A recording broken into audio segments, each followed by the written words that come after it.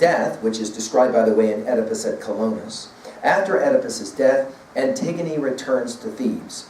Earlier, Oedipus's two sons, Polynices and Eteocles, decided to share the throne, ruling in alternate years. However, when the time comes for Eteocles to give up the throne, he refuses, and the true brothers kill each other. Creon, Jacusta's brother, then assumes the throne.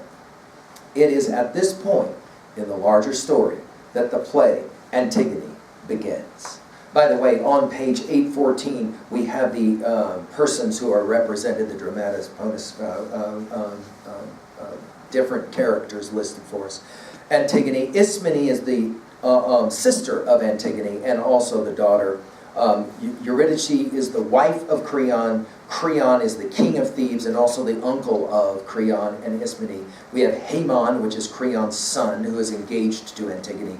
We have Tiresias, the blind prophet, a messenger chorus as well as the young boy who leads Tiresias. All right, so let's go ahead now. Let's get ready to turn to the text itself and go to work with the actual play Antigone. Thank you.